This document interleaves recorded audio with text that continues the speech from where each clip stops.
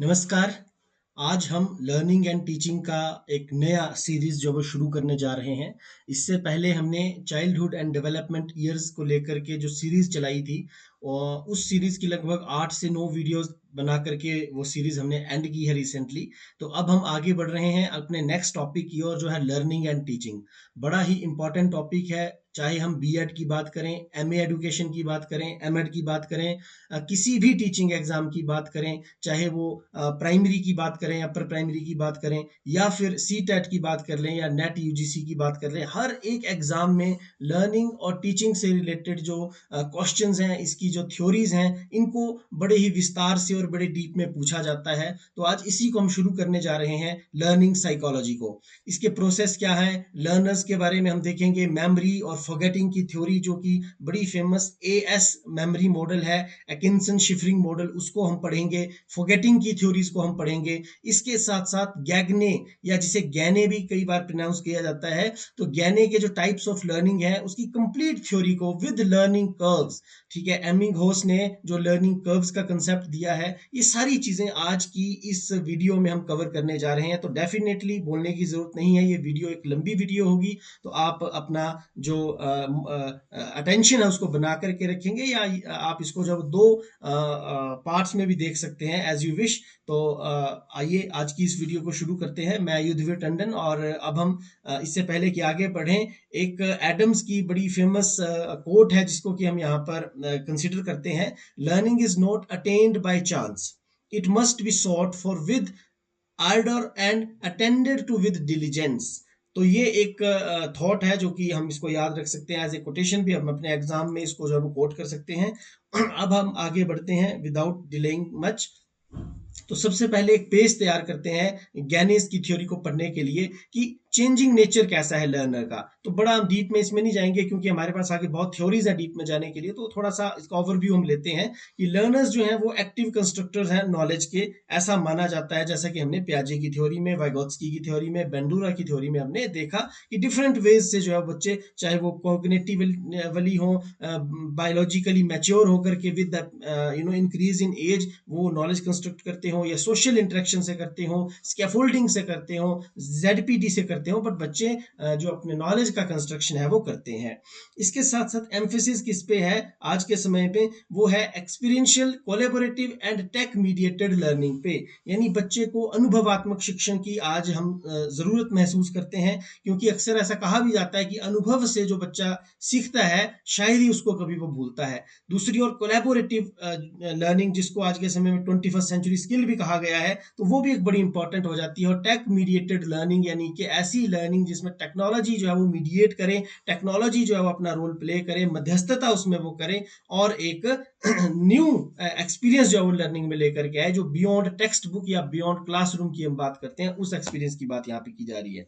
अब today's learner क्या है, देखिए वो मल्टीटास्कर हैं, ठीक है। उनको अगर आप एक ही काम देंगे तो उसमें वो दे फील गेटिंग बोर्ड, वो बोर होना शुरू हो जाते हैं। तो उनको आपको मल्टीपल टास्क देने पड़ते हैं, जिसमें उनकी जो मल्टी सेंसरी अप्रोच है उसको हमें जो है वो इंक्लूड करना पड़ता है। ऐसा नहीं है कि सिर्फ हमें उन्हें वीडियोज ही दिखाए जा रहे हैं, नहीं, हमें उन्हें कुछ टेक्स्ट भी देना पड़ेगा, कुछ टेक्टाइल, हमें उन्हें कुछ टीएलएम, जिसको टीचिंग लर्निंग मटीरियल बोलते हैं, वो प्रोवाइड करवाना पड़ेगा।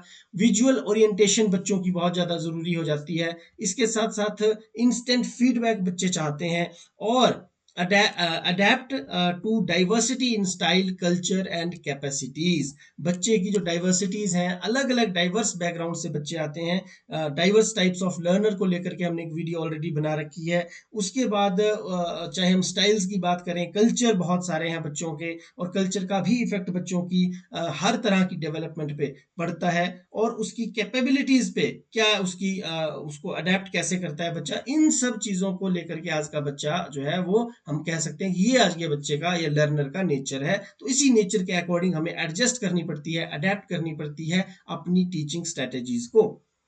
अब हम कैरेक्टरिस्टिक्स की बात करें एक इफेक्टिव लर्नर के, जो कि हमारी प्रयास रहता है कि हमारी क्लास का हर एक बच्चा इफेक्टिव लर्नर हो। तो वो बच्चा सबसे पहले एंगेजमेंट होनी चाहिए, उसमें मोटिवेशन होनी चाहिए और थिंकिंग होनी चाहिए।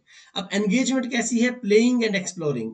ठीक है, वो एक्सप्लोर कर रहा है, प्ले कर रहा है और being willing to have a go, यानी वो कुछ सीखने का प्रयास करता है, इनिशिएट करता है एक्टिविटीज को। मोटिवेशन उसमें होनी चाहिए एक्टिव लर्निंग को लेकर के, और साथ ही साथ उसकी क्रिएटिव और क्रिटिकल थिंकिंग भी होना जरूरी है। क्रियोसिटी की हमने अभी बात की, इसको अगर पॉइंट्स में हम देखें तो क्रियोसिटी और इंट्रिंसिक मोटिवेशन, बच्चे में जिज्ञासा जब होगी हर चीज को लेकर के, उसके मन में जब प्रश्न आएगा कि ऐसा अगर है तो ऐसा क्यों, और ऐसा अगर नहीं है तो ऐसा क्यों नहीं है, वो उसी वही क्रियोसिटी है। बच्चा हर चीज को लेकर प्रश्न पूछे, पत्थर किस चीज से बना है, बारिश क्यों होती है, अगर बारिश होती है तो हर समय क्यों नहीं होती। ठीक है, इंट्रिंसिक मोटिवेशन उसी से निकल करके आएगी। जब बच्चे को जिज्ञासा आएगी तभी वो प्रश्न पूछेगा, अन्यथा आप उसको बाहर से जितना मर्जी प्रेरित करते रहो, एक्सटेंसिवली मोटिवेट करते रहो कि तुम प्रश्न पूछो, वो कुछ समय के लिए तो पूछेगा, लेकिन जब तक वो रिवॉर्ड का, जब तक वो एक्सट्रिंसिक मोटिवेशन का इफेक्ट रहेगा, उसी समय तक वो प्रश्न पूछेगा, और उसके बाद प्रश्न पूछना वो बंद कर देगा, क्योंकि उसमें क्यूरियोसिटी ही नहीं है।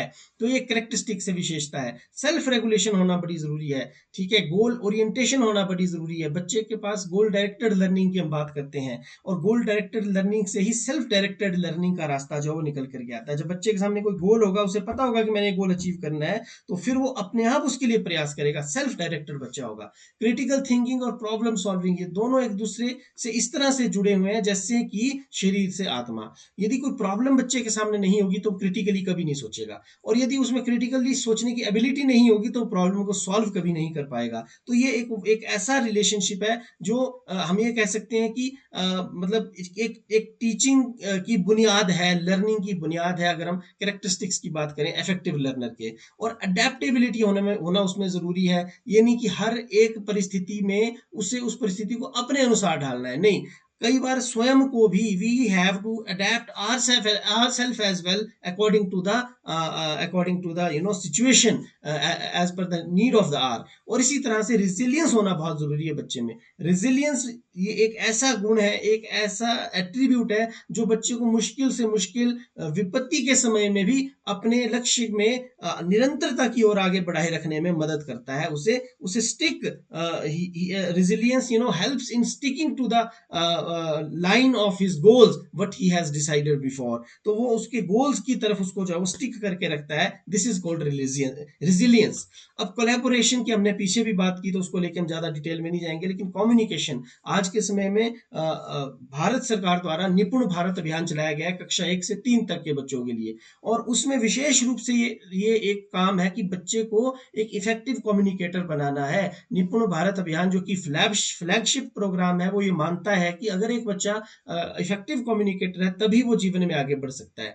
इस तरीके से कुछ गाइडिंग प्रिंसिपल्स निकल के अब आते हैं इफेक्टिव लर्निंग के, यानी कि हमने देखा कि इफेक्टिव लर्नर के नेचर क्या है, उसी से ही हमारे इफेक्टिव लर्निंग के प्रिंसिपल निकल के आते हैं कि हमें न्यू को प्रायर नॉलेज के साथ पहले लिंक करना है। और जब हम ज्ञाने की थ्योरी आगे पढ़ेंगे उसमें भी उन्होंने इस चीज को बड़ा इंपॉर्टेंस दिया है, तो वहां पर हम इसको देखेंगे। मल्टी सेंसरी अप्रोच की मैंने अभी आपसे बात की, मल्टी सेंसरी स्ट्रेटजीज को हमें जो है वो अपनी टीचिंग में अप्लाई करना है, वही जो है वो इसका प्रिंसिपल बन गया। आगे री इन्फोर्स करना है लर्निंग को फीडबैक के साथ। ठीक है जी, री इन्फोर्समेंट बहुत जरूरी है। अगर री इन्फोर्समेंट नहीं होगी तो बच्चा जो है वो सेल्फ डायरेक्टेड तो बच्चा लेटर स्टेजेस में जाकर के बनता है, बट जो स्टार्टिंग की हमारा पीरियड ऑफ लर्निंग है उसमें तो बच्चे को रीइंफोर्समेंट से ही हम उसके बिहेवियर में मॉडिफिकेशन कर सकते हैं। और रीइंफोर्समेंट कैसा होना चाहिए, इसको लेकर के जो है वो जब हमने स्किनर की जो शेड्यूल ऑफ रीइंफोर्समेंट को पढ़ेंगे, उसमें हमने देखा कि किस तरीके से जो है वो, क्या वो रेगुलर होना चाहिए, इंटरवल पे होना चाहिए, उसमें भी फिक्स्ड होना चाहिए या वेरिएबल होना चाहिए। तो ये रीइंफोर्समेंट भी जरूरी है, और वो भी रेगुलर ना होकर के इंटरवल पे होना चाहिए, और इंटरवल में भी जो है वो फिक्स्ड नहीं होना चाहिए। अब एनकरेज एक्टिव पार्टिसिपेशन, ये तो है ही, अगर बच्चा एक्टिवली पार्टिसिपेट करेगा तभी वो सीख पाएगा। रिफ्लेक्शन को प्रमोट करना, इसी को क्रिटिकल थिंकिंग कहते हैं, इसी से प्रॉब्लम सॉल्विंग आगे निकल करके आती है। और गोल डायरेक्टर की जब मैंने बात की थी तो उसमें सबसे इंपॉर्टेंट जो प्रिंसिपल निकल के यहाँ पर आया वो है, पहले क्लियर गोल्स हमें सेट करने हैं टीचिंग के, लर्निंग के।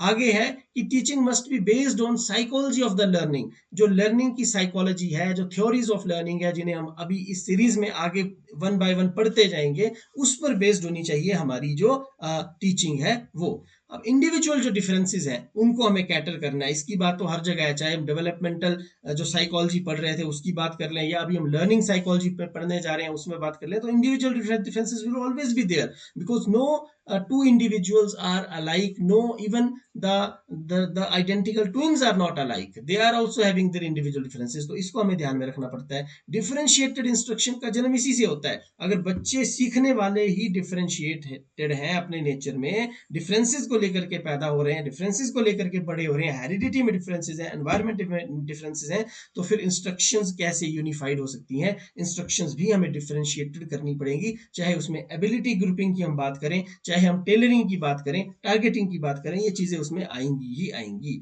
अब देखिए, अभी हमने देखा डाइवर्स लर्नर्स या डाइवर्सिटी इन लर्निंग, या हमने अभी बात की इंडिविजुअल डिफरेंसेस की, तो उसमें बहुत बड़ा डायमेंशन है जिस पर एक सेपरेट वीडियो भी मैंने बनाई है डाइवर्स लर्नर्स करके। तो उसको लेकर के अगर हम देखें तो कैरेक्टरिस्टिक्स क्या है लर्निंग डिसेबिलिटी की, तो वो सबसे पहले तो आ जाएगा कि एवरेज एंड अबव एवरेज बच्चे हमारे पास हैं, जिनका इंटेलिजेंस एवरेज है, अबव एवरेज है। कुछ ऐसे बच्चे होंगे जिनको डिफिकल्टी है रीडिंग, राइटिंग और मैथ में, ठीक है जी। रीडिंग की डिफिकल्टी को हम अलग नेम से डिनोट करते हैं, राइटिंग को जैसे डिस्ग्राफिया बोलते हैं, मैथ को डिसकैलकुलिया कहते हैं, ठीक है, और रीडिंग को डिसलेक्सिया कहते हैं। तो इस तरीके से ADHD है, मतलब पुअर मेमोरी है, बहुत सी चीजें हैं जो कि इसमें आती हैं, और ऑर्गेनाइजेशन उनकी है। फिर कुछ फ्रस्ट्रेशन शो करते हैं, लो सेल्फ एस्टीम है, एफिकेसी नहीं है बच्चों में, ठीक है। इसके बाद अगर हम बात करें तो स्ट्रक्चर्ड जो है नीड जो है वो स्ट्रक्चर्ड सपोर्ट की है डिफरेंशिएशन को लेकर के। अब लर्निंग को अगर हम एज ए प्रोसेस में देखें तो सबसे पहले लर्निंग के प्रोसेस में आप देख सकते हैं हम अपने गोल्स को सेट करते हैं, गोल्स सेट करने के बाद हम नेचुरल लॉज को लर्न करते हैं, फिर हम अपने बारे में लर्न करते हैं, फिर हम एक प्लान डेवलप करते हैं, उस पर एक्ट करते हैं, फिर इवेलुएट करते हैं कि क्या वो प्लान अच्छे से अच्छे से एग्जीक्यूट हुआ है या नहीं, नहीं तो फिर से ये साइकिल जो है वो रिसाइकलिंग की प्रोसेस में चलता रहता है। गेट्स ने भी कहा है learning is the modification of behaviour through experiences, and experiences never ever ever ends. Experiences तो हमें मिलते ही रहेंगे, जैसे अभी मैं वीडियो बना रहा हूं, मुझे एक्सपीरियंसेस आ रहे हैं, ठीक है। लंबी वीडियो तो एक डिफरेंट एक्सपीरियंस होता है, छोटी वीडियो तो डिफरेंट एक्सपीरियंस होता है। अगर वीडियो में वो टेक्निकल ग्लिच आ जाए तो एक अलग तरह का एक्सपीरियंस होता है, कई बार लाइट चली जाती है, कई बार एक्सटर्नल जो फैक्टर्स हैं वो इंटरवीन करते हैं, तो बड़ी सारे एक्सपीरियंसेस हमें निरंतर मिलते हैं और लर्निंग हमें आती रहती है। अब देखिए, अगर हम थोड़ा सा और डिटेल में देखें लर्निंग के प्रोसेस को, तो ये ऑनगोइंग है, कभी रुकेगी नहीं। अभी मैंने बताया साइकिल है और साइकिल कभी रुकता नहीं है। डायनेमिक है, डायनेमिक का मतलब इसमें चेंज आता रहता है, ऐसा नहीं है कि आज यहाँ हमने इवेल्युएट किया और हमने देखा कि हमारे जो गोल्स हैं, जो हमारी स्ट्रेटजी है फेल हो गई, तो हम यहाँ स्टॉप कर देंगे, नहीं। हम फिर इसमें इवेल्युएट करने के बाद नए गोल्स बनाएंगे, नई स्ट्रेटजीज बनाएंगे, नई टूल्स टेक्निक्स को अप्लाई करेंगे, एग्जीक्यूट करेंगे। और जो लर्निंग है वो कंटेक्स्ट डिपेंडेंट भी होती है। आप कैसे बच्चे को पढ़ा रहे हैं, क्या आप स्लो लर्नर को पढ़ा रहे हैं, एवरेज लर्नर को पढ़ा रहे हैं, गिफ्टेड चाइल्ड को पढ़ा रहे हैं, क्रिएटिव चाइल्ड को पढ़ा रहे हैं, इन सब चीजों पे जो है वो आपकी जो ये कंटेक्स्ट है जिसको हम कहते हैं, और इसी पे लर्निंग डिपेंड करती है। इसमें इन्वॉल्व होता है एक्विजिशन स्किल, ठीक है, एटीट्यूड और रिलेटिवली परमानेंट बिहेवियर चेंज को जो है वो हम लर्निंग की प्रोसेस मानते हैं। तो ये बार बार ये टर्म आती है क्योंकि ये बिहेवियरिज्म स्कूल ऑफ थॉट जो इसको हम आगे डिटेल में पढ़ेंगे जब हम हिस्ट्री ऑफ साइकोलॉजी की बात करेंगे, हिस्ट्री ऑफ लर्निंग साइकोलॉजी की स्पेशली बात करेंगे, तो कि कैसे बिहेवियरिस्ट थॉट ऑफ स्कूल ने ये डेफिनेशन दी है कि भाई learning is relatively a permanent change in behaviour. अब देखिए, डेविड कॉल्ब ने भी कहा है कि learning is the process whereby knowledge is created through the transformation of experiences. बात एक है लेकिन अपने अपने शब्दों में दोनों ने बयां की है। तो एक सिमिलर तरह की डेफिनेशंस है जिनको आप अपने एग्जाम्स में, अपने अपने पेपर्स में जो है वो यूज कर सकते हैं। अब अगर हम लर्निंग नेचर की बात करें तो लर्निंग का नेचर देखिए, लर्निंग क्या है, इज अडेप्टेशन एंड एडजस्टमेंट। हमने माल एडजस्टमेंट की वीडियो में पीछे देखा कि कैसे माल एडजस्टमेंट जो है वो हमें एक तरह से असमंजस की स्थिति में डालती है, एक तरीके से इम्बैलेंस की स्थिति में डालती है, और अडेप्टेशन वहां हमें हेल्प करती है, एडजस्टमेंट वहां हमें हेल्प करती है, और टीचर का रोल उसमें क्या है, ये सब चीजें हमने पिछली वीडियो में देखी है। लर्निंग जो है वो इंप्रूवमेंट है। ऐसा नहीं है कि यदि कोई किसी के बिहेवियर में डिटेरिएशन हो रही है, उसमें कोई गिरावट हमें आ रही है और उसको भी हम लर्निंग बोलेंगे, नहीं। लर्निंग इंप्रूवमेंट को ही लर्निंग बोलते हैं।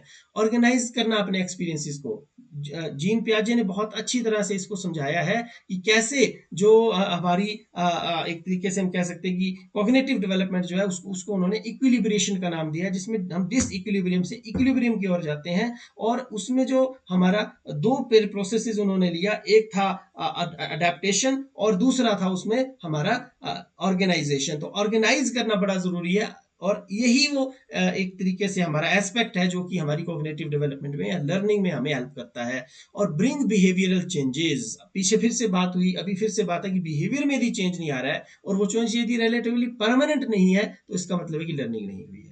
अब लर्निंग इज एक्टिव, ऐसा नहीं है कि कोई लर्निंग सीख ली पैसिवली, वो बाद में, हालांकि टोलमैन ने इसमें जो है वो एक लेटेंट लर्निंग का कंसेप्ट दिया है, लेकिन वो एक अलग, उसका एक अलग कंटेक्स्ट है। लेकिन बेसिकली जो लर्निंग का नेचर है वो एक्टिव लर्निंग ही है। गोल डायरेक्टेड होनी चाहिए लर्निंग, और लर्निंग यूनिवर्सल है, कॉन्टिन्यूस है। ऐसा नहीं है कि लर्निंग सिर्फ इंडिया में हो रही है और फॉरेन में कोई लर्निंग नहीं है, या ऐसा नहीं है कि सिर्फ गाँव में लर्निंग हो रही है और जो हमारे शहर है वहां लर्निंग नहीं हो रही है।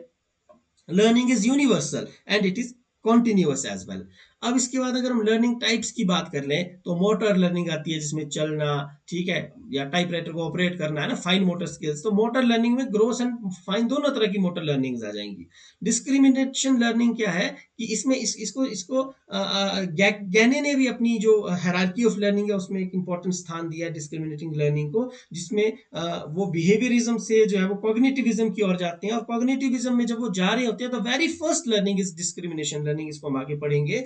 तो जो डिस्क्रिमिनेशन लर्निंग है ये क्या है कि इन्फेंट जो है जैसे वो डिस्क्रिमिनेट करता है अपनी माँ और अपनी अपनी आंटी या अपनी मासी के बीच में, तो वो विभेदीकरण सीख रहा है, ये भी एक तरीके की लर्निंग है। और हायर लेवल लर्निंग है, ऐसा नहीं कि लोअर लेवल लर्निंग है। वर्बल लर्निंग की अगेन जो बात है वो गैने ने भी की है, और इसको उन्होंने जो है वो बिहेवियर लर्निंग में डाला है कि when learning includes the use of words, different words जब बच्चा यूज करना शुरू कर देता है उसको वर्बल लर्निंग कहते हैं। कंसेप्ट लर्निंग अगेन, अब इसको भी गैने ने अपनी जो 9 लर्निंग लेवल्स हैं उसमें जो 8 सॉरी उसमें जो है वो इसको डाला है। 9 इंस्ट्रक्ट जो है वो इवेंट्स ऑफ लर्निंग है अलग से, वो उनको भी हम पढ़ेंगे। और सेंसरी लर्निंग ये भी एक इंपॉर्टेंट लर्निंग है जिसको कि जो है वो यहाँ पर हम लर्निंग टाइप्स में इंक्लूड कर सकते हैं। इसके अलावा भी कुछ लर्निंग के टाइप्स हैं, फॉर्मल है, इनफॉर्मल है, नॉन फॉर्मल है। यानी जो हम स्कूल में सीख रहे हैं, कहीं पर्टिकुलर किसी इंस्टीट्यूट में फॉर्मली जाकर के सीख रहे हैं, वो फॉर्मल है। इनफॉर्मल हम अपने घर में अपने माता पिता दादा दादी पीयर ग्रुप से सीखते हैं, फ्रेंड्स से सीखते हैं, वो इनफॉर्मल है। नॉन फॉर्मल है जैसे कि अभी को आप में से कुछ बीएड अगर कर रहे हैं या एमएड कर रहे होंगे तो वो कॉरेस्पॉन्डेंस कर रहे होंगे, that is non formal learning. वो ना तो इनफॉर्मल में है ना फॉर्मल में है, that is non formal learning. तो इसी तरीके से जो इंडिविजुअल लर्निंग होती है, ग्रुप लर्निंग होती है, जैसे अभी अगर आप इस वीडियो को एज ए ग्रुप होल देख रहे हो, 2-3 फ्रेंड्स मिलकर देख रहे हो और इसके बाद आपस में डिस्कस करने वाले हो, तो दैट इज ग्रुप लर्निंग। और अगर आप अकेले देख रहे हो, खुद में ही चिंतन करोगे, अपने कॉग्निशन की को लेकर के सोचोगे बाद में, यानी मेटा कॉग्निशन करोगे, तो वो फिर इंडिविजुअल लर्निंग है। तो ये आप देख सकते हैं कि लर्निंग के टाइप्स यहाँ इन्फोग्राफिक्स में भी इंसर्ट किए हैं, जैसे कॉग्निटिव लर्निंग, बिहेवियरल लर्निंग, जिसको कि अलग अलग जिसको कि गैने ने भी अपनी जो हायरार्की है उसमें डाला है, और गैने ने बिहेवियरल लर्निंग को लोअर लेवल पे और कॉग्निटिव लर्निंग को अपर लेवल पे डाला है। और इसको फर्दर जो है वो इसके 3-4 पार्ट्स बताए हैं जिसको हम पढ़ेंगे। सोशल लर्निंग आ गई, एक्सपीरियंशियल लर्निंग आ गई जिसका शुरू में हमने जिक्र किया था, कंस्ट्रक्टिविस्ट लर्निंग आ गई जो कि जीन पियाजे और वाइगोत्स्की जिसके प्रोपोनेंट हैं। उस तरीके से सिचुएशनल लर्निंग की हम बात करते हैं, सिचुएशन से भी हम कई बार सीख लेते हैं। सेल्फ डायरेक्टेड लर्निंग है जिसकी हम अक्सर बात करते हैं कि बच्चे को सेल्फ डायरेक्टेड बनाना है, तो ये चीजें इसमें शामिल है। अब कुछ लर्निंग कर्व्स को हम देख लेते हैं। लर्निंग कर्व्स का कंसेप्ट जो बड़ा ही इंपॉर्टेंट एक कंसेप्ट है, तो इसमें आप देख सकते हैं कि इसमें पॉजिटिव एक्सेलरेशन हमें दिखाई देती है सबसे पहले, यानी कि स्टार्ट जो स्लो है और देन फास्ट प्रोग्रेस जो अब हमें देखने को मिल रही है। देखो, स्लो बिगिनिंग है और फिर स्टीप एक्सेलरेशन है। उसके बाद क्या होता है, जो नेगेटिव एक्सेलरेशन है वो भी हमें देखने को मिलती है, और उसमें फिर से देखो फास्ट देन प्लेटू, अब प्लेटू बनना शुरू हो जाएगा और प्लेटू के बाद फिर से जो है वो नेगेटिव एक्सेलरेशन, और एस कर्व जो है वो इनका मिक्सर यहाँ पर आ गया। देखिए ये आ गई एकदम से फास्ट लर्निंग और उसके बाद प्लेटू बनना, ये आगे स्लो लर्निंग हो रही है और फिर ये लर्निंग धीरे धीरे ऊपर की तरफ जा रही है। तो एक कनकेव लर्निंग कर्व है, ये कन्वेक्स लर्निंग कर्व है। इसके बाद प्लेटू वो स्थिति जिसमें कि लर्निंग रुक जाती है, there is no further progress, there comes a pause before the progress. और डिक्लाइन जो है वो फॉरगेटिंग में होता है ओवर द टाइम, जिसको कि हम फर्दर डिक्लाइन जो है वो हम कहते हैं। जैसे ये देखिए इनिशियल लर्निंग आ गई हमारी, फिर इसके बाद हम कोई भी चीज़ सीखते हैं तो उसमें सस्टेन हो जाती है हमारी लर्निंग। जैसे अभी आप कंसेप्ट सीख रहे हैं तो इनिशियली जो है वो आपको धीरे धीरे समझ आएगा ये, फिर एक पॉइंट पे आपको लगेगा कि यार अब तो मुझे बहुत अच्छे से समझ आ गया है, फिर करते करते करते वो थोड़ा सा प्लेटू की स्थिति में आ जाएगा। प्लेटू की स्थिति मतलब ऐसी स्थिति जब आपको लगेगा यार अब तो इसमें कुछ सीखने को बचा ही नहीं है, लेकिन जब आप एक दिन 2 दिन के बाद फिर से इस वीडियो को दोबारा से रिकंसिडर करेंगे तो आपको लगेगा कि नहीं अभी भी बहुत कुछ है, लर्निंग रिफाइनमेंट होगी आपकी, और आपकी लर्निंग की जो कंसोलिडेशन है वो भी होगी, और आप आगे उसमें लर्निंग को फर्दर एक्सेलरेट कर पाएंगे। इसके बाद अगर हम लर्निंग और मैच्योरेशन के बीच में रिलेशनशिप को देखें तो मैच्योरेशन क्या है, बायोलॉजिकल है, और लर्निंग एक्सपीरियंशियल है। मतलब मैच्योरेशन जो है एक्सपीरियंस से नहीं आएगी, ये बायोलॉजिकल है, ये हमारे शरीर में जीन से, हेरिडिटी से आएगी, टाइम से आएगी। ठीक है, जिससे जैसे कि जीन पियाजे ने भी कहा है ना कि डेवलपमेंट जो है कॉग्निटिव वो किस पर डिपेंड करती है, वो हमारे बायोलॉजिकल जो चेंजेस है, मैच्योरेशन है उस पर डिपेंड करती है। अब मैच्योरेशन जो है वो रेडीनेस सेट करती है। जीन पैजे ने जब अपनी कंडीशंस ऑफ लर्निंग की बात कही है, कॉजेज ऑफ कॉग्निटिव डेवलपमेंट की बात कही, तो उसमें सबसे बड़ा जो कॉज था उसमें से एक था रेडीनेस फॉर लर्निंग। तो रेडीनेस में उनका मतलब क्या था, बायोलॉजिकल मैच्योरेशन से था। जैसे मोटर स्किल्स की रेडीनेस है, राइटिंग से पहले वो होनी चाहिए। अगर बच्चे की फाइन मोटर स्किल्स ही डेवलप नहीं है और हम उन्हें सीधा लिखाना शुरू कर देंगे तो बच्चे को कभी उसकी हैंड राइटिंग अच्छी नहीं होगी, उसको जो वो he will always struggle with his hand writing. अब अगर हम ग्लोरिया स्टेनिम की बात करें तो उन्होंने कहा है कि maturity includes recognition of self worth. जब हमें अपनी मूल्यों का पता, अपनी कीमत का पता चल जाता है तो उसे ही मैच्योरिटी कहते हैं। अक्सर बोलते भी है ना कि बच्चे अब तू मैच्योर हो गया, तुझे पता चल गया कि तूने लाइफ में क्या करना है, तू क्यों इस दुनिया में आया है ना। तो वो एक उस तरीके से इन्होंने मैच्योरिटी को यहाँ पे पोर्ट्रे किया है। अब लर्निंग आउटकम्स की हम बात कर लेते हैं, अचीवमेंट और परफॉर्मेंस की बात कर लेते हैं। तो लर्निंग में आउटकम क्या है, चेंज इन नॉलेज और बिहेवियर इज आउटकम। जब लर्निंग होगी तो मतलब चेंज होगा बिहेवियर में या आउटकम में या नॉलेज में। और अचीवमेंट क्या है, अचीवमेंट है इसमें एकेडमिक मास्टरी जो कि टेस्ट से प्रूव होती है। ठीक है, ये अचीवमेंट है। जैसे अचीवमेंट टेस्ट हम लेते हैं, आगे टेस्ट कंस्ट्रक्शन की जब हम इस सीरीज के बाद जो नेक्स्ट सीरीज हमारी होगी वो हमारी होगी असेसमेंट को लेकर के, उसमें हम इस पर डिटेल में बात करेंगे। परफॉर्मेंस जो है उसमें डेमोन्स्ट्रेशन ऑफ स्किल्स की हम बात करते हैं, डेमोन्स्ट्रेशन ऑफ स्किल्स की बात। तो देखिए सबसे पहले आउटकम आया, उसके बाद अचीवमेंट पे हमने बात की और परफॉर्मेंस की बात की, यानी हमारे बिहेवियर में चेंज हुआ लर्निंग से। उसके बाद उस चेंज से हमने मास्टरी जो है वो हासिल कर ली, तब हमें पता चला कि वो चेंज हुआ है।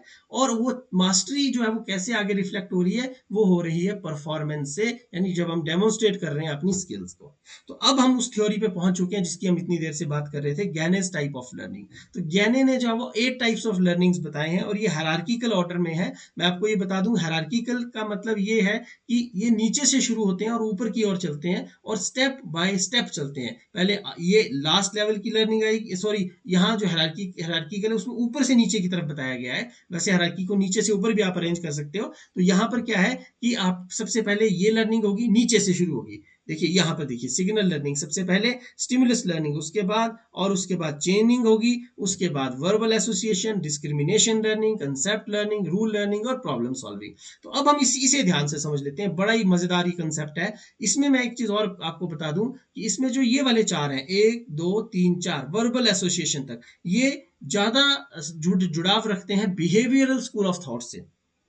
और फिर इसके बाद वाले जो ये 4 हैं, डिस्क्रिमिनेटिंग लर्निंग से लेकर के प्रॉब्लम सॉल्विंग तक, ये 4 जो ज्यादा अपना जुड़ाव रखते हैं, ये रखते हैं किसके साथ, कॉग्निटिव लर्निंग से। तो कहीं ना कहीं जो गैने की ये थ्योरी है, ये हमें बताती है कि कैसे हम जब शुरुआत करेंगे बच्चों को पढ़ाने की तो बिहेवियरिज्म से करेंगे, लेकिन जब उसका अंत होगा तो वो अंत कहाँ जब जाकर के होना चाहिए, कॉग्निटिविज्म पे जाकर होना चाहिए। तो दोनों का ही एक तरीके से संश्लेषण करते हुए इन्होंने एक नई चीज तैयार की है, उसको इन्होंने प्रेजेंट किया है अपनी हायरार्की ऑफ लर्निंग में। तो आइए शुरू करते हैं सबसे पहले सिग्नल लर्निंग को। तो सिग्नल लर्निंग के आगे देखिए यहाँ बेल बनी हुई है और एक डॉग बना है। अब इसी से आपको याद आ गया होगा कि बेल और डॉग का जो एक्सपेरिमेंट था वो किसका था, पैवलोव का था। और पैवलोव का एक्सपेरिमेंट क्योंकि सबसे पुराना एक्सपेरिमेंट है और सबसे पुरानी चीज को हम कहते हैं क्लासिकल, बहुत पुरानी चीज है क्लासिकल। तो ये क्लासिकल कंडीशनिंग से जुड़ी हुई है जिसको पैवलोव ने किया था। और इसमें क्या है कि हम सिग्नल से सीख जाते हैं। जैसे एक डॉग ने इस घंटी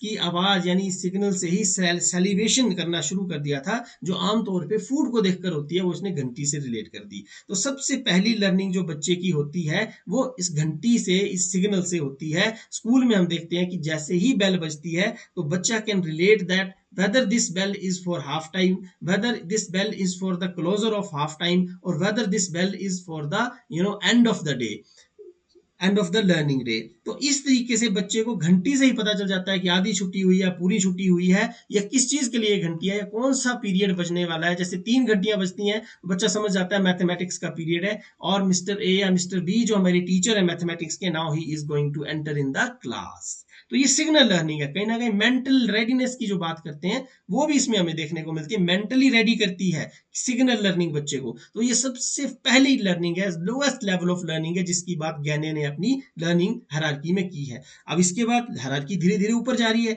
अब सिग्नल के बाद जो स्टिमुलस रिस्पॉन्स की हम बात करते हैं, और SR जो रिस्पॉन्स स्टिमुलस की थ्योरी है, हम सभी जानते हैं ये अगेन कंडीशनिंग थ्योरी है, but this is not the classical conditioning, this is operant conditioning theory, और ये मोटर एक्शन से जुड़ी हुई है। इसको हम स्किनर और थॉर्नडाइक से जोड़ सकते हैं। थॉर्नडाइक के, जिसको कि फादर ऑफ एजुकेशनल साइकोलॉजी कहा जाता है, उन्हीं के शिष्य हुए आगे स्किनर, जिन्होंने इस स्टिमुलस रिस्पॉन्स की थ्योरी पे काम किया, और इन्होंने बताया कि कैसे यदि किसी स्टिमुलस को लेकर के उत्पन्न होने वाले एक रिस्पॉन्स पर हम पॉजिटिव रीइंफोर्समेंट देते हैं तो उस रिस्पॉन्स के ऑकरेंस की जो संभावनाएं हैं वो बढ़ जाएंगी।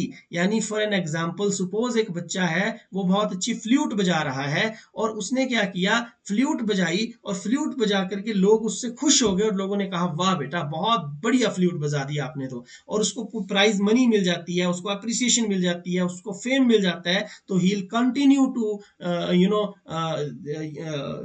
ही will continue the practice of his flute.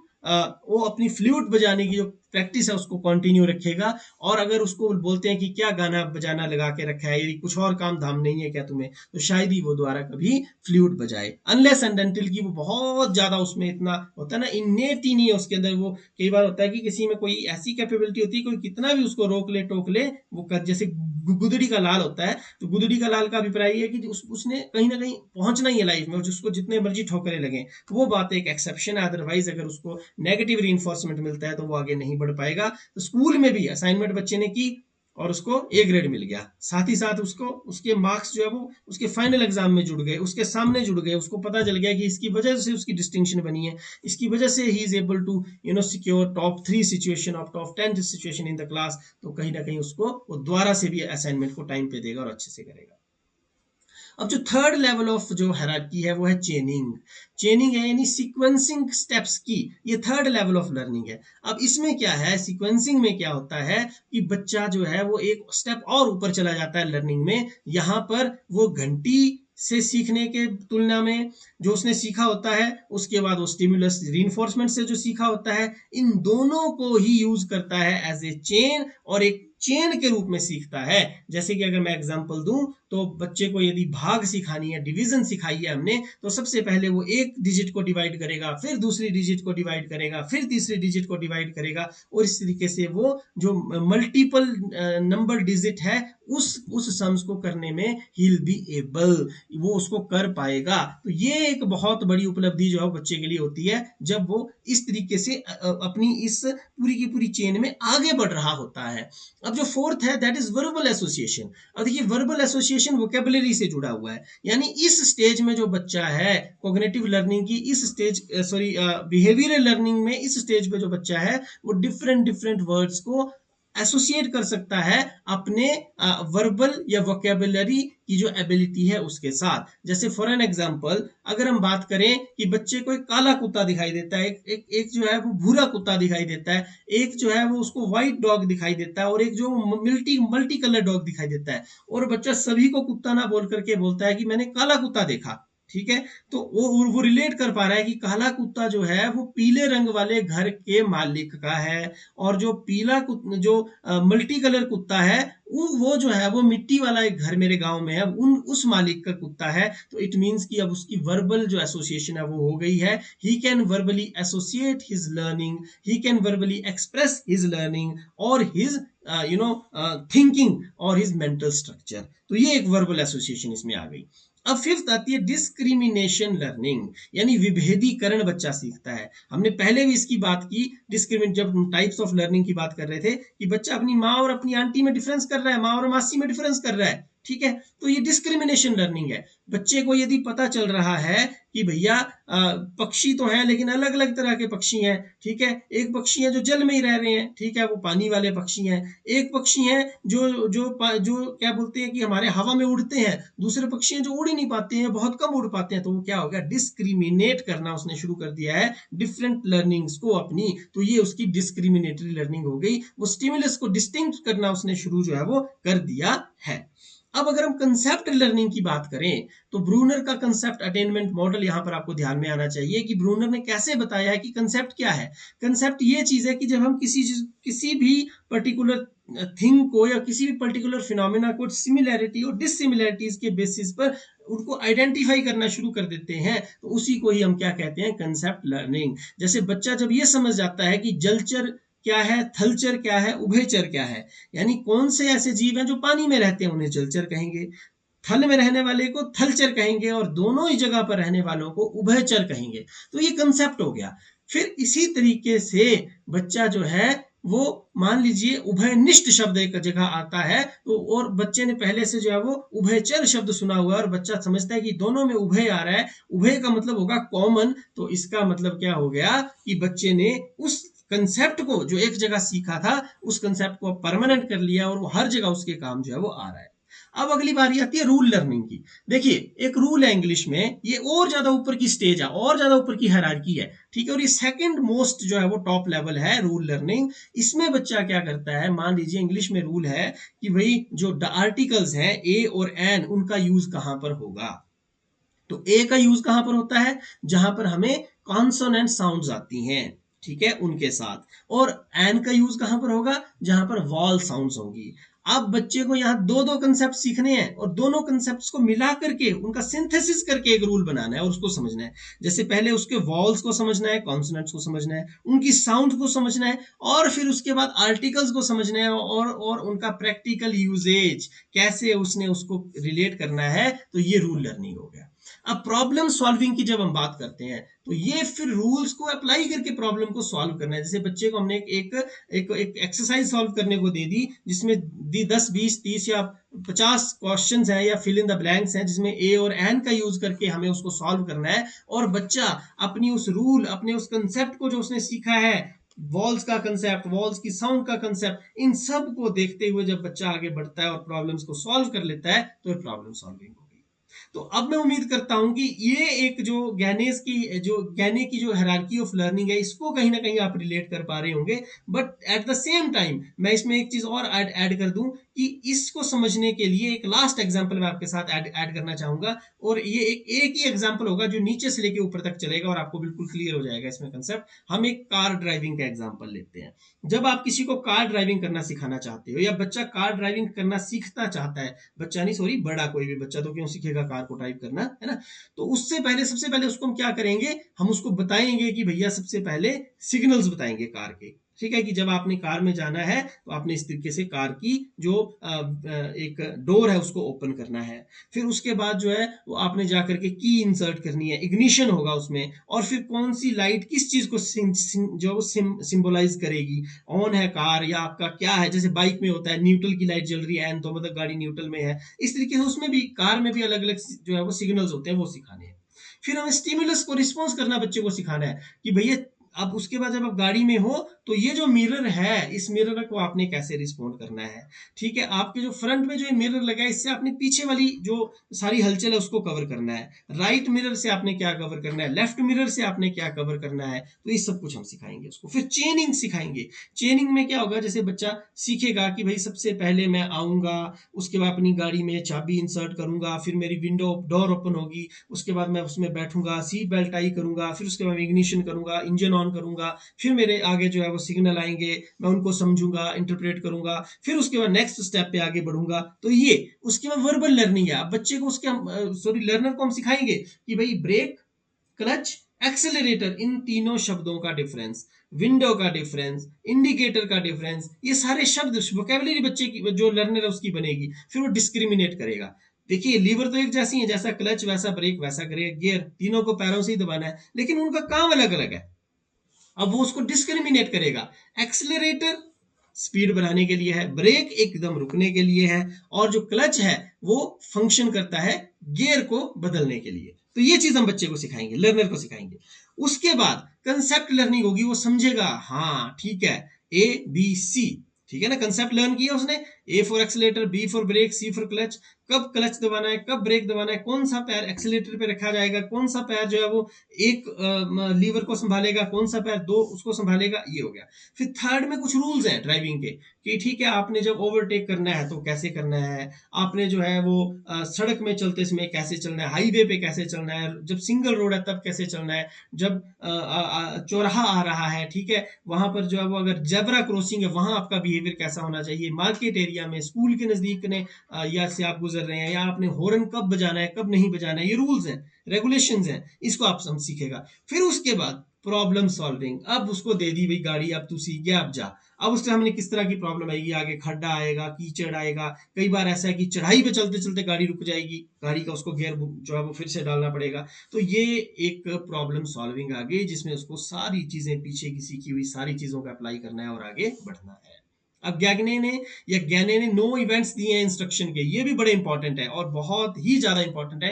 Net की अगर स्पेशली बात करें तो पिछले 3-4 सालों का ट्रेंड ऐसा रहा है कि ज्ञाने से 3-4 कई बार तो 5 क्वेश्चंस घुमा फिरा के पूछ लिए जाते हैं। तो अब हम अगर इसकी बात करें तो पीछे थी हायरार्की, इसमें ऐसा नहीं है। इसमें क्या है, इसमें ऊपर से नीचे की ओर हम चलेंगे, मतलब हम सबसे पहले क्या करेंगे, उसके बाद क्या करेंगे, उसके बाद क्या करेंगे, और ये है इंस्ट्रक्शन। अच्छा ज्ञाने के बारे में मैं एक फैक्ट आपको और बता दूं, कि ज्ञाने को बोला जाता है कि he has contributed to the science of instructions. यानी इंस्ट्रक्शंस का मतलब है पढ़ाना, कैसे पढ़ाएंगे आप बच्चों को, और पढ़ाने की साइंस को यदि किसी ने डेवलप किया है मॉडर्न टाइम में, 2002 में इनकी डेथ हुई है, तो आप समझ सकते हैं कि कितने रिसेंट या कितने समकालीन ये एक साइकोलॉजिस्ट है, अमेरिकन साइकोलॉजिस्ट, जिन्होंने काफी काम किया है। तो आइए इनके 9 इवेंट्स हम देख लेते हैं एक बार। तो देखिए सबसे पहले क्या है, जब भी बच्चे को पढ़ाने लगेंगे तो हम सबसे पहले उसकी अटेंशन को गेन करेंगे। अब आप सपोज कीजिए आप एक टीचर हैं, या जो ऑलरेडी टीचर है वो तो रिलेट कर पा रहे हैं, हम जब स्कूल में जाते हैं, क्लास में जाते हैं, तो सबसे पहले जाते हैं, हम शुरू नहीं कर देते चलिए जी पढ़ाना शुरू कर दिया आर्टिकल्स, चलिए जी पढ़ाना शुरू कर दिया past indefinite tense, present indefinite tense, no never. First of all we try to gain the attention of the student, हम सबसे पहले स्टूडेंट की अटेंशन को गेन करने की कोशिश करते हैं, और ऐसा करना भी चाहिए। जब हमारी तरफ वो अटेंटिव ही नहीं है तो हम कैसे उसको सिखाएंगे, जब तक बच्चा रेडी नहीं है हम उसको सिखा नहीं सकते। अब हमने उसकी अटेंशन ले ली, अटेंशन लेने के बड़े सारे तरीके हैं। अटेंशन के लिए आप क्या कर सकते हैं, आप कोई एनर्जाइजर करा सकते हैं, आप कोई एक छोटा सा एक आइस ब्रेकिंग एक्टिविटी करा सकते हैं, ठीक है, या आपने करवा दी, अब आपकी अटेंशन गेन हो गई। फिर आप क्या करेंगे, फिर आप उसके बाद इन्फॉर्म करेंगे बच्चे को ऑब्जेक्टिव्स को लेकर के, क्योंकि गोल डायरेक्टेड लर्निंग ऐसे नहीं होगी। गोल डायरेक्टेड लर्निंग कब होगी, जब बच्चे को पता होगा कि वो क्यों सीख रहा है। सपोज आप शुरू में ही बोल दें कि आज हम जमा के सवाल करेंगे, और 2 बच्चे ऐसे हैं जिनको जमा के सवाल इतनी अच्छी तरह से आते हैं कि मतलब जितना आप सिखाना चाहते हैं उतनी अच्छी तरह से आते हैं, तो वो फिर क्यों इंटरेस्ट लेंगे। समझ रहे हैं आप मेरी बात को। तो उनको आपको उस समय कोई और टास्क में उलझाना है, या तो आपको उनको बच्चों के साथ पीयर या क्रॉस मतलब कि सेक्शनल जो हमारी टीचिंग है उसमें इन्वॉल्व करना पड़ेगा, या आपको उनको कोई और टास्क देना पड़ेगा। तो इन्फॉर्म जो बच्चा होगा, जैसे ही बच्चों को पता चलेगा कि आज हम जमा के सवाल सीखेंगे, तो जिन बच्चों को जमा के सवाल नहीं आते होंगे वो एकदम से अटेंटिव हो जाएंगे कि यस आज फिर से मौका मिल रहा है, क्यों ना आज हम सीख लें। ठीक है जी। अब ऑब्जेक्टिव से बच्चे को पता चल गए, फिर क्या होता है कि कोई भी बच्चा खाली स्लेट नहीं होता। टेब्यूला रासा एक कंसेप्ट है जॉन लॉक ने दिया है, मैं अक्सर अपनी वीडियोस में इसका जिक्र इसलिए करता हूं ताकि आपको रिलेट होता रहे ये चीजें सारी। ठीक है, 17th सेंचुरी के जो है वो ये फिलोसोफर थे। अब उनका जो ये कंसेप्ट है ये उस समय पर था बिहेवियरिज्म के टाइम, बिहेवियरिज्म से भी पहले। बिहेवियरिज्म तो 1904 में नोबेल प्राइज मिला आई थिंक पैवलोव को, ठीक है, और उसी समय के लगभग जब वॉटसन की हम बात करते हैं 1924 जब उन्होंने बुक लिखी बिहेवियरिज्म, जिससे बिहेवियरिज्म फेमस हुआ, तो उस समय की बात है। लेकिन उस समय पर था टेब्यूलर रासा, लेकिन आज नहीं है। आज तो हम बोलते हैं बच्चा कंस्ट्रक्ट करता है अपना नॉलेज को, उसके अंदर पहले से इनेट एबिलिटीज है। स्वामी विवेकानंद बोलते हैं कि बच्चे के अंदर जो पहले से है उसी का मैनिफेस्टेशन जो है वो लर्निंग है, उसी का मैनिफेस्टेशन जो है वो सीखना है। तो हम बच्चे के अंदर जो पहले से है, कोरिलेट नहीं है बच्चा, उसके अंदर बहुत कुछ है, वोकेबलरी होगी। आप मान लीजिए उसको अगर जमा के सवाल सिखाना चाह रहे हैं तो उसने कभी ना कभी फॉर्मली इनफॉर्मली चाहते अनचाहते गाहे बगाहे जमा किया होगा, उसे ये नहीं पता होगा कि ये जमा है बस। तो आपने उसको बताना है, उसके जो प्रायर नॉलेज है उसके साथ उसको लिंक करना है, रिलेट करना है। और जब ये तीनों चीजें हो जाएंगी फिर आएगी प्रेजेंटेशन की बारी कंटेंट के। अब आप कंटेंट को प्रेजेंट कीजिए। आप जब कंटेंट को प्रेजेंट कर रहे हैं आप विजुअल एड्स का यूज कीजिए, ऑडियो यूज का एड्स का यूज कीजिए, काइनेस्थेटिक जो टीएलएम है उसका यूज कीजिए, क्योंकि डाइवर्स टाइप ऑफ लर्नर्स है हमारे पास, हमें उनके लिए कंटेंट प्रेजेंट करना है। हमें तो आता है, टीचर को तो आता है, हमें तो बच्चों को सिखाना है, और सिखाने के लिए हमें डाइवर्स स्ट्रेटेजीज लगानी पड़ेंगी क्योंकि लर्नर्स डाइवर्स हैं। अब कंटेंट प्रेजेंट हो गया। अब कंटेंट जब दे दिया तो कंटेंट देने मात्र से लर्निंग तो होगी नहीं, गाइडेंस चाहिए, उसके लिए स्कैफोल्डिंग चाहिए। ठीक है, वाइगोत्स्की ने बताया है हमें स्कैफोल्डिंग करनी पड़ेगी, और ब्रूनर ने उस कंसेप्ट को आगे बढ़ाया है। तो गैगने ने भी उसी की बात की। अब स्कैफोल्डिंग दो चाहे गाइडिंग गाइडेंस दो, बात तो एक ही है। ठीक है ना जी। अब गाइडिंग जब हम बच्चे की करेंगे, गाइडेंस जब हम बच्चे की करेंगे, तो उसके बाद बच्चे को प्रैक्टिस चाहिए, because practice makes a man perfect. हमें उसको परफेक्ट बनाना है। तो परफेक्ट अगर बनाने की कोशिश करेंगे तभी तो वो कहीं ना कहीं मिड वे पहुंचेगा। अगर हम उसको कोशिश ही नहीं करेंगे तो फिर तो कहीं नहीं पहुंच पाएगा। बोलते हैं ना कि if you want to hit the mountain aim at the sky. ठीक है जी। अब प्रैक्टिस के बाद हम पाएंगे कि बच्चे में कुछ कमियां हैं, उस जगह वो बहुत अच्छा है, तो हमें फीडबैक देना है, कंस्ट्रक्टिव फीडबैक, जिससे बच्चे को कुछ पता चले। ऐसा नहीं कि हाँ ठीक है बस, नहीं, exactly what areas are there in which improvement is required, and exactly what areas are there in which the learner is pretty much good। ठीक है। तो उसके बाद फीडबैक प्रोवाइड करवाएंगे, और फीडबैक के बाद फिर से जब बच्चा परफॉर्म करेगा उस परफॉर्मेंस को हम असेस करेंगे। अल्टीमेटली चाहे वो फॉर्मेटिव हो या फिर समेटिव हो, वो असेसमेंट होगी। उस असेसमेंट के बाद हम बच्चे को रिटेंशन के ट्रिक्स देंगे कि बेटा अब असेसमेंट तो आपकी हो गई, 100 में से 50 नंबर आ गए, लेकिन इस 50 को अब रिटेन करना है, एनहांस करना है और ट्रांसफर करना है। एक जगह सीखा हुआ कंसेप्ट अगर बच्चा दूसरी जगह उसको अप्लाई नहीं कर पाता तो फिर लर्निंग तो वहीं पे स्टॉप हो गई। ऐसा नहीं हो सकता कि हर बार जब हम बच्चे को कुछ सिखाना चाह रहे हैं और उसमें हर बार हम बच्चे को नए सिरे से सब कुछ सिखाएं। जैसे आजकल क्या है, हिमाचल प्रदेश में इंग्लिश मीडियम कर दिया गया है। ठीक है। अब इंग्लिश मीडियम होने से क्या हुआ है कि ईवीएस भी इंग्लिश में पढ़ रहा है बच्चा, ही मैथमेटिक्स भी ईवीएस में पढ़ रहा है। ये बात अलग है कि उससे क्या क्या नुकसान हो रहे हैं, मैं कई वीडियोज में उसकी बात करता रहता हूँ, क्योंकि कनकरेंट इश्यूज है तो आ जाते हैं दिमाग में। लेकिन अब देखिए ट्रांसफर ऑफ लर्निंग का यहाँ पर एक बड़ा पॉजिटिव सा भी एक एग्जाम्पल है। तो we have to keep our self biased free. तो पॉजिटिविटी क्या है इसकी मैं आपको बताता हूँ, क्योंकि अब हम स्कूल्स में इसके साथ डील कर रहे हैं। तो जब बच्चे को मैं ईवीएस इंग्लिश में पढ़ा रहा हूँ ना, तो there are so many words जो बच्चा सीख रहा है और उसको वो मतलब अपनी वोकेबलरी में लेके जाता है, और इंग्लिश के किसी ना किसी लेसन में वो वर्ड आता है। तो जो एक फोटोग्राफिक मेमोरी है, लोगोग्राफिक मेमोरी जिसको हम बोलते हैं, या लोगोग्राफिक टेक्निक, वो यहाँ पर काम आती है। एक जगह सीखा हुआ वर्ड जब इंग्लिश के लेसन में कहीं आता है तो बच्चा एकदम से बता देता है कि सर इसका कॉम्प्रिहेंशन है, इसका जो ट्रांसलेशन है वो ये है। तो ये क्या हो गया, ट्रांसफर ऑफ लर्निंग है। तो अगर ये बच्चा नहीं कर पा रहा है, मान लीजिए उसको 500 शब्द जो है वो ईवीएस के आते हैं वोकैबुलरी, ठीक है, 500 इंग्लिश की बुक्स के आते हैं और 500 ही मैथमेटिक्स के, और बच्चा इंग्लिश का जब पढ़ने लगे तो बोले ना जी 500 के अलावा 501 तो मुझे कोई आता ही नहीं है। तो वो जो 500 और 500 दूसरी जगह सीखे हैं वो मिलके 1500 होने चाहिए। इसको हम क्या बोलते हैं, ट्रांसफर ऑफ लर्निंग बोलते हैं। अब गैनेज की जो थ्योरी है, ये गैने की थ्योरी, इसमें लर्निंग आउटकम्स पे भी उसने बात की है। तो वो कहता है कि सबसे पहले जो है वो इंटेलेक्चुअल स्किल्स आती हैं टॉप पे, उसके उससे उससे उससे भी ज्यादा बढ़िया क्या है, कॉग्निटिव स्किल्स हैं, जिसमें हम मेटा कॉग्निशन की बात करते हैं। फिर वर्बल इंफॉर्मेशन है, मोटर स्किल्स हैं और एटीट्यूड्स है। और इसमें से सिर्फ इंटेलेक्चुअल स्किल ऐसी है जिसमें हमने उन 8 तरह की लर्निंग्स की बात की, वो इसकी टेक्सोनॉमी है। बाकी किसी में उसने टेक्सोनॉमीज नहीं दी हैं, इस एक की टेक्सोनॉमी दी है जिसको हमने पढ़ लिया है। ठीक है जी। आगे चलते हैं। अब memory concept and types of strategy को हम पढ़ेंगे। वीडियो काफी लंबी हो गई है, अगर आपको लंबी लग रही है you can stop it here और अब बाद में इसको देख सकते हैं। लेकिन मेमोरी का कंसेप्ट है बड़ा इंपॉर्टेंट, और ये आपके यूनिट में एक साथ ही दिया हुआ है, इसलिए मैंने इसको इस वीडियो में क्लब कर दिया, बट ये अलग अलग वीडियो भी बन सकती है। तो I believe in gestalt psychology, इससे इसको भी रिलेट कर देते हैं किसी चीज के साथ। मैं होल में विश्वास करता हूँ कि whole is greater than its part, या whole is good than its part. ठीक है। तो मैं पूरी वीडियो को इकट्ठा बनाना ज्यादा पसंद करता हूँ। आगे मैं कोशिश करूंगा कि छोटे छोटे पार्ट्स में भी बनाऊं if I get time enough. तो सबसे पहले मेमोरी की हम बात कर लेते हैं थोड़ा सा। मेमोरी का कंसेप्ट, टाइप और स्ट्रेटेजी को हम देखेंगे। तो देखिए मेमोरी जो है ना, बेसिकली उसमें 3 प्रोसेसेस है बस, और कुछ नहीं है। ठीक है, उंगलियों पे गिन सकते हो आप, 1 2 3। पहला एनकोडिंग, स्टोरेज, रिट्राइवल। देखिए कोई भी मेमोरी में सबसे पहले हम उसको एनकोड करते हैं, जो भी इंफॉर्मेशन आएगी ना आपकी। और बेसिकली मैं बता दूं कि ये जो इन्फोग्राफी का ये पिक्चर है, ये मैंने यूट्यूब से ही कहीं से स्क्रीनशॉट लिया है, और आई थिंक उस चैनल का नाम भी यहाँ पर है, तो you can refer that channel as well.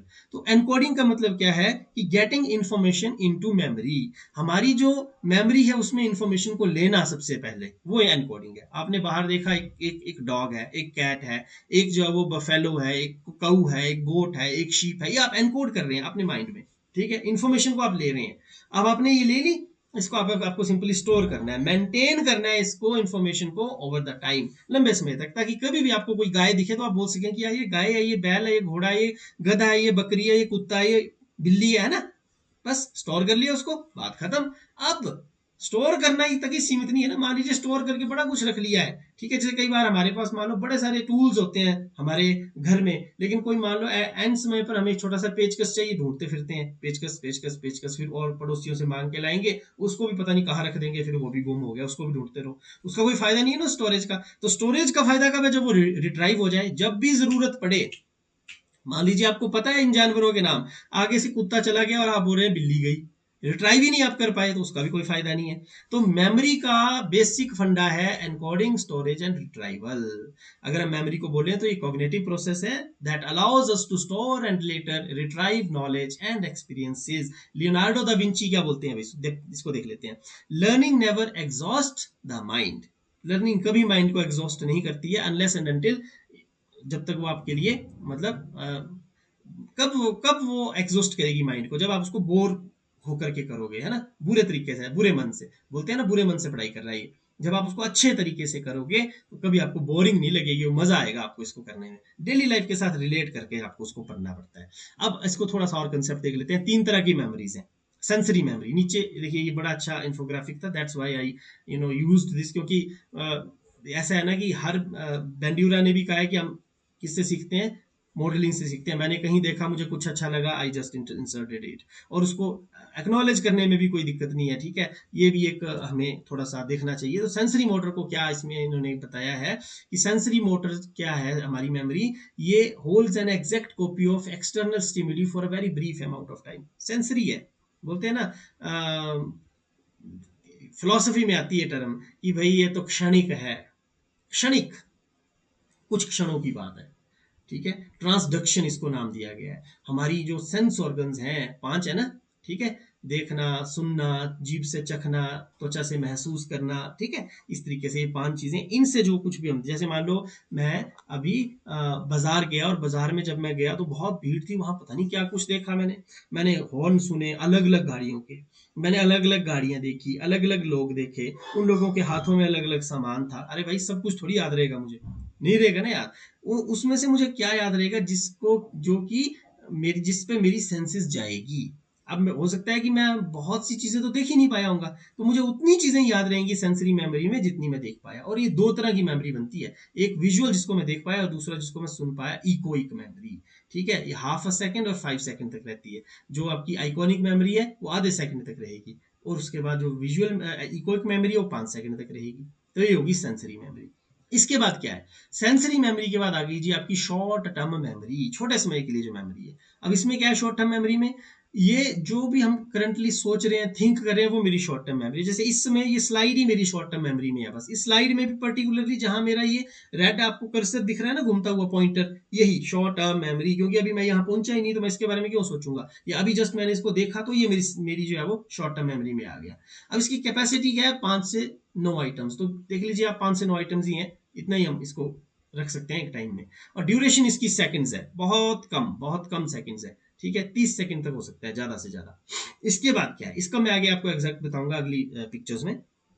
अब एक तरीका है इसको लंबे समय तक रखने का, थोड़ा सा शॉर्ट टर्म मेमोरी को, वो है क्या, जब तक हम इसके साथ कुछ करते नहीं है। तो करना क्या है, प्रैक्टिस ही है जो कि हम कर सकते हैं, है ना। तो शॉर्ट टर्म मेमोरी में जो हमारे पास आया, उसको अगर हमने क्या किया, थोड़ी सी प्रैक्टिस किया, तो वो रिट्राइव हो जाएगा, अदरवाइज वो वहीं समाप्त हो जाएगा। अब लॉन्ग टर्म मेमोरी है, लॉन्ग टर्म मेमोरी तो इतनी बढ़िया मेमोरी है कि यहाँ जो चीज घुस जाए ना वो कभी खत्म नहीं होती। It is our library of durable stored memories. ऐसी लाइब्रेरी है जो ड्यूरेबल है और मेमोरीज को स्टोर कर लेती है। Capacity unlimited. हालांकि इसमें आर्ग्यूमेंट्स हैं बट स्टिल अनलिमिटेड कैपेसिटी है, ठीक है, ऐसा माना। Duration again unlimited, unlimited duration है इसकी, इनफाइनाइट ड्यूरेशन है।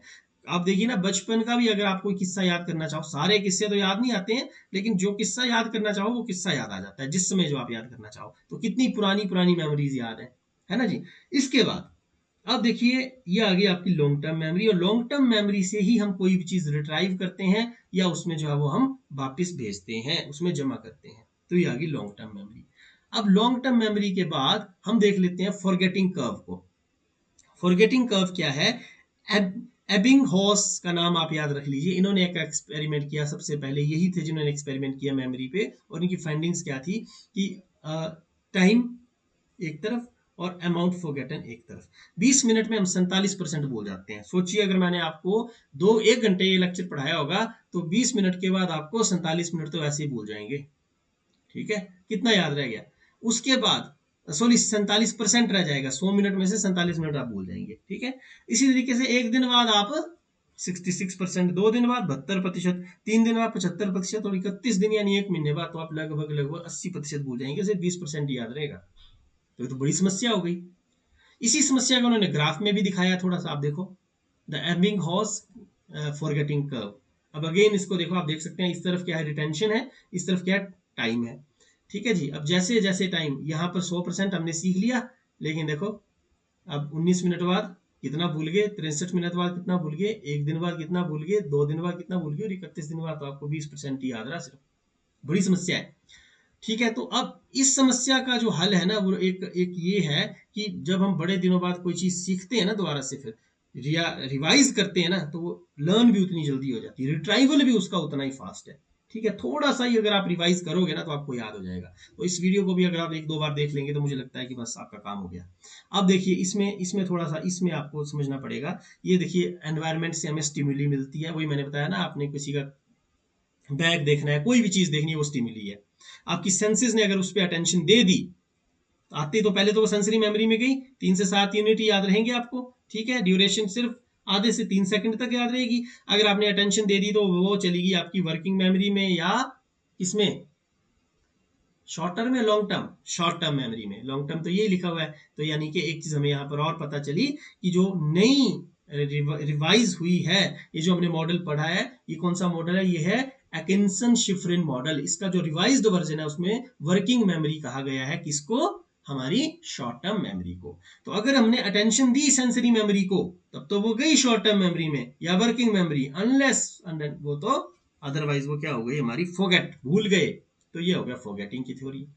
अब इसके साथ साथ यहां पर भी जब पहुंची तो 7 से 9 चंक्स यूनिट है मेमोरी का, एक तरीके से आप ये मान सकते हैं। अब इसकी ड्यूरेशन है 5 से 15 सेकंड, और वो भी विदाउट रिहर्सल है। अगर आपने विदाउट रिहर्सल रखेंगे तो इतनी सेकंड रहेगी, उसके बाद खत्म वर्किंग मेमोरी, मतलब जो मैं अभी पढ़ रहा हूँ, ठीक है, ये खत्म, फॉरगेट। अगर आपने इसको रिहर्सल कर लिया तो मेंटेन हो जाएगी, इलेबोरेट हो जाएगी, इसको आप रिलेट कर सकते हैं, एसोसिएट कर सकते हैं, तो भाई फिर ये एनकोड हो गई और लॉन्ग टर्म मेमोरी में चलेगी, फिर तो मजे हैं उसकी, क्योंकि कैपेसिटी भी इनफाइनाइट है, ड्यूरेशन भी परमानेंट है, ना कभी भूलेगी ना कुछ, सिर्फ रिवाइज करते रहना थोड़ी थोड़ी देर बाद, और जब चाहो आप इसको रिट्राइव करते रहो।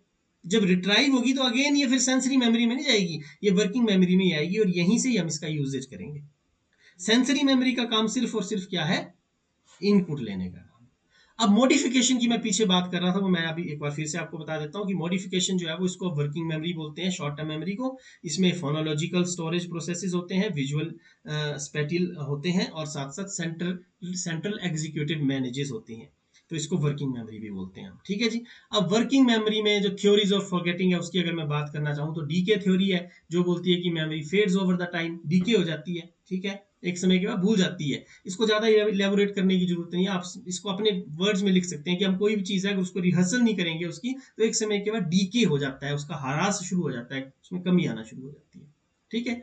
जैसे लोहा भी है ना, उसको जंग लगता जाता है, अगर उसको संभाल के ना रखो, पेंट करके ना रखो, टाइम टू टाइम उसको पेंट ना करते रहो, ब्रशिंग ना करते रहो उसकी। तो इन्फ्रेंसिस थ्योरी क्या है, ये अदर मेमोरीज ब्लॉक और रिकॉल प्रोएक्टिव और रेट्रोएक्टिव होती है। ये मान लीजिए आप अपने दिमाग में कोई चीज है जिसको आप रिकॉल करना चाह रहे हैं, लेकिन उससे पहले और बड़ी सारी चीजें हैं, जैसे आप किसी का नाम याद करना चाह रहे हैं तो उसका नाम नहीं याद आ रहा, 20 और लोगों के नाम याद आ रहे हैं, तो वो बाकी मेमोरीज जो है वो उस मेमोरी को आगे सामने आने से रोक रही, जिसको आप सामने लाना चाह रहे हैं, रिट्राइव करना चाह रहे हैं, तो ये ब्लॉकेज है। ठीक है जी। तो ये दो तरह की हो सकती है, प्रोएक्टिव, रेट्रोएक्टिव। मतलब नई सीखी हुई चीज जब पुराने पर असर डाले, रेट्रोएक्टिव, वो रेट्रोएक्टिव हो गई। और जब पुरानी मेमोरी नई पर असर डाले तो वो प्रोएक्टिव हो गई।